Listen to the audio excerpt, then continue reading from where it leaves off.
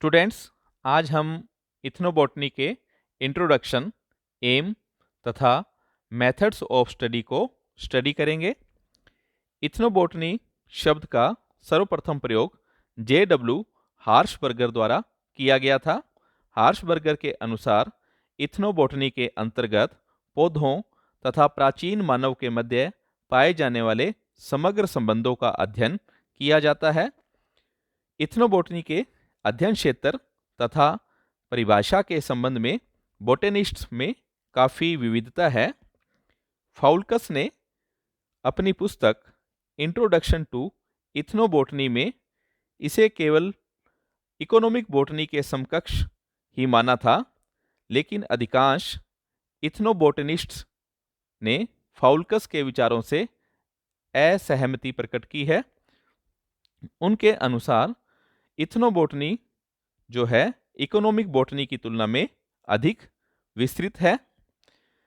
Economic botany के अंतर्गत processed, purified या अन्य प्रकार से रूपांतरित प्लांट्स या प्लांट प्रोडक्ट को मानव कल्याण के लिए उपयोग एवं वाणिज्य का अध्ययन किया जाता है, जबकि इथनोबॉटनी के अंतर्गत पादपों तथा मानव समाज के मध्य विकसित हुए प्रत्यक्ष, पारंपरिक, प्राकृतिक, सांस्कृतिक, धार्मिक तथा अन्य अंतर संबंधों का अध्ययन किया जाता है। इस प्रकार जो इथनोबॉटनी है वह ना तो इकोनॉमिक बॉटनी का पर्याय है, ना ही पारंपरिक चिकित्सा विज्ञान का पर्याय है, बल्कि इसका क्षेत्र इससे अधिक विस्तृत है। एस.के. जैन ने भी इथनोबॉटनी की डेफिनेशन प्रस्तुत की है। उनके अनुसार इथनोबॉटनी deals with the direct, traditional and natural relationship between human societies and plants। अर्थात इथनोबॉटनी के अंतर्गत पादपों तथा मानव समाज के मध्य पाए जाने वाले समग्र, प्रत्यक्ष, पारंपरिक तथा प्राकृतिक संबंधों का अध्ययन किया जाता है। शुल्टेज ने भी इथनोबॉटनी की डेफिनेशन दी है। उनके अनुसार the study of the relationship which exists between people of primitive societies and their plant environments is called ethnobotany। अर्थात प्राचीन आदिम जातियों तथा उनके पर्यावरण के बीच उपस्थित संबंधों के अध्ययन को हम इथनोबॉटनी कहते हैं। इथनोबॉटनी के जो लक्ष्य है वह काफ़ी व्यापक है और इथनोबॉटनी के अंतर्गत मानव तथा पौधों के पुरातन तथा नूतन संबंधों का अध्ययन किया जाता है। पादपों तथा मानव जाति के मध्य निर्मित संबंधों को दो वर्गों में बांटा जा सकता है। एब्स्ट्रैक्ट रिलेशनशिप, इसके अंतर्गत मानव एवं पौधों के ऐसे संबंधों को सम्मिलित किया जाता है जिसमें पौधों को सीधे भौतिक रूप से प्रयोग नहीं करते हैं, जैसे धार्मिक, सामाजिक एवं सांस्कृतिक कर्मों में काम आने वाले पौधे, लोक औषधियों में काम आने वाले पौधे, रोगोपचार में काम आने वाले पौधे, वर्जनाकारी पौधे आदि। जो संबंध है वह एब्स्ट्रैक्ट रिलेशनशिप है। सेकंड जो रिलेशनशिप है वह कंक्रीट रिलेशनशिप है। इसके अंतर्गत मानव और पौधों के उन संबंधों को सम्मिलित किया जाता है जिसके अंतर्गत मानव द्वारा पौधों को प्रत्यक्ष भौतिक वस्तु के रूप में काम में लिया जाता है, जैसे अनाज, फल, रेशे, सजावट इत्यादि। इथनोबॉटनी में प्लांट्स और जो आदिवासी समुदाय हैं उनके बीच के संबंधों को भी अध्ययन किया जाता है। जो लोक औषधीय पादप है उनका अध्ययन और वैज्ञानिक विवेचन किया जाता है। विभिन्न जो मानव समुदाय हैं उनमें प्रचलित परंपराओं, रीति रिवाजों, त्योहारों तथा सामाजिक क्रियाकलापों में काम आने वाले पादपों का अध्ययन और उनका वैज्ञानिक स्पष्टीकरण प्रस्तुत किया जाता है। इथनोबॉटनी की स्टडी की कई मेथड्स हैं जो इस प्रकार से है। फर्स्ट मेथड है survey and field work in tribal area. विश्व के सभी महाद्वीपों में कई ऐसे क्षेत्र विद्यमान हैं जहां विशुद्ध रूप में आदिम जातियां तथा आदिवासी मानव निवास करते हैं। अफ्रीका तथा एशिया महाद्वीपों में आदिवासी क्षेत्रों की बहुतायत है। आदिवासियों की जीवन शैली, भाषा, रीति रिवाज, धार्मिक मान्यताओं में व्यापक मौलिकता पाई जाती है। इन सभी पहलुओं के साथ साथ इनका पादपों से भी गहरा संबंध होता है। अतः आदिवासी क्षेत्रों की वनस्पति के अध्ययन से इथनोबोटेनी के संबंध में सर्वाधिक महत्वपूर्ण जानकारी प्राप्त होती है। टैक्सोनोमिस्ट प्लांट को कलेक्ट करते समय प्लांट के हैबिट तथा हैबिटेट पर अधिक ध्यान देते हैं, जबकि इथेनोबोटेनिस्ट इनके साथ साथ उन पादपों का स्थानीय निवासियों से किस प्रकार का संबंध है, इस तथ्य का भी विस्तार से अवलोकन कर उसे लिपिबद्ध करते हैं। इस प्रकार इथनोबोटनी में जो अध्ययन स्थल है उसमें निवास करने वाली आदिम जातियों की पहचान और उनके बारे में संपूर्ण जानकारी प्राप्त करना आवश्यक होता है। चूंकि भिन्न भिन्न क्षेत्रों में पाए जाने वाले फ्लोरा अलग अलग होते हैं, इसलिए उन क्षेत्रों में निवास करने वाले आदिवासियों द्वारा काम आने वाले पादप भी अलग अलग होते हैं। आदिवासियों की रिजर्व नेचर और भाषा संबंधी समस्या के कारण उनसे जानकारी प्राप्त करना कठिन होता है। इसलिए जो अध्ययन करता है उसे आदिवासियों के साथ लंबे समय तक रहकर ही जानकारी प्राप्त करनी पड़ती है। फील्ड स्टडी के दौरान जो प्लांट्स हैं उनके स्थानीय या देशी जो नाम हैं उनको अनुभवी व्यक्तियों से प्राप्त करना या मालूम करना आवश्यक होता है, ताकि उनका मिलान वैज्ञानिक नामों से किया जा सके। फील्ड वर्क के दौरान जो लोकल लोग हैं या जो स्थानीय निवासी हैं उनको भी अपने साथ ले जाना चाहिए।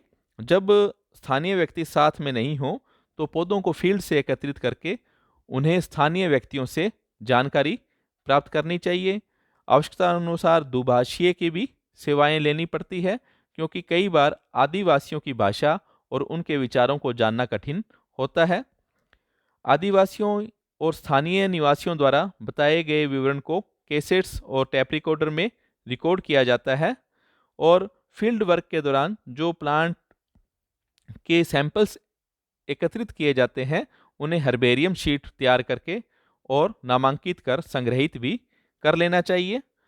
इथेनोबोटेनिकल स्टडी में पौधों के स्थानीय नाम का बड़ा महत्व होता है और स्थानीय नाम का उच्चारण किस प्रकार किया जाता है उसे वैसा ही लिखना चाहिए।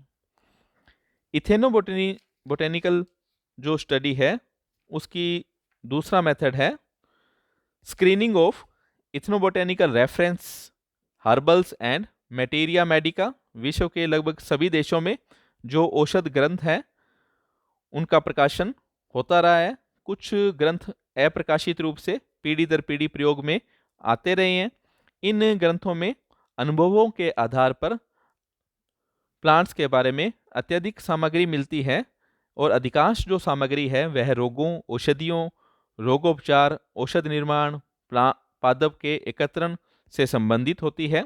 भारतीय पौराणिक ग्रंथ जैसे ऋग्वेद, अथर्ववेद, सुश्रुत संहिता, चरक संहिता में जो औषधीय पादपों का वर्णन मिलता है। इन पुरानी ग्रंथों के अध्ययन से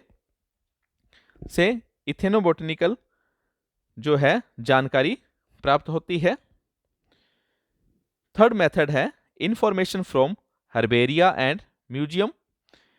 इथनोबोटनी के अध्ययन के लिए जो हर्बेरियम और जो म्यूजियम है उनका महत्वपूर्ण स्थान है। जैन ने अपनी पुस्तक ग्लिम्पसेस ऑफ इंडियन इथनोबोटनी में यह स्पष्ट किया था कि इथनोबोटनी की जो स्टडी मेथड्स हैं इसमें फील्ड वर्क प्रथम, जबकि हर्बेरियम और म्यूजियम द्वितीय सर्वाधिक महत्वपूर्ण विधि है। हर्बेरियम में जो ड्राई प्लांट्स को संग्रहित किया जाता है, इसमें पौधों को या पौधे के भागों को सुखा करके और दबा करके एक विशेष प्रकार के कागज पर चिपकाया जाता है। कागज के दाईं ओर पादप के बारे में सूचना लिखी जाती है। इस सूचना में पादप का botanical name, common name, family, आवास स्थल, संग्रह का दिनांक, संग्रहकर्ता का नाम व अन्य विशेष बातें सम्मिलित रहती है।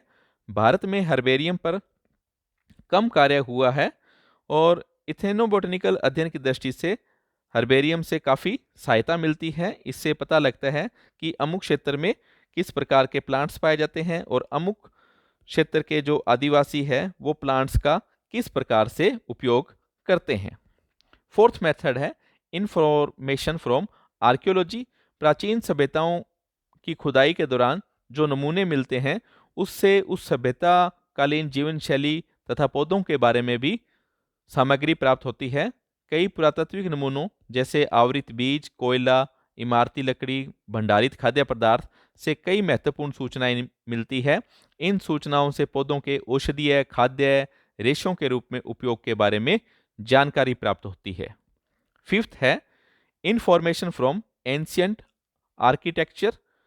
भारत में जो प्राचीन मंदिर, प्राचीन किलों से भी प्लांट्स के बारे में जानकारी मिलती है।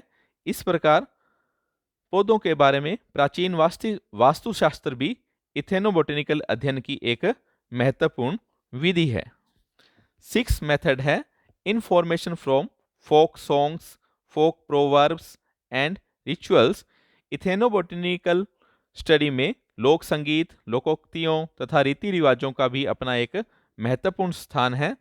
प्राचीन समय में प्रचलित लोकगीतों, कहानियों, कहावतों के द्वारा पीढ़ी दर पीढ़ी संदेश प्रवाहित होते रहे हैं। कई लोकगीतों व कहानियों में पौधों व मौसम के बारे में सांकेतिक व प्रत्यक्ष वर्णन होता है। इनसे पौधों के बारे में हमें नवीन जानकारी मिलती है। यद्यपि लोकगीतों और रीति रिवाजों में उल्लेखित पादप जो है वो लंबे अनुभव पर आधारित है, लेकिन यह आश्चर्यजनक होता है कि ये तथ्य आधुनिक वैज्ञानिक कसौटी पर भी खरे उतरते हैं।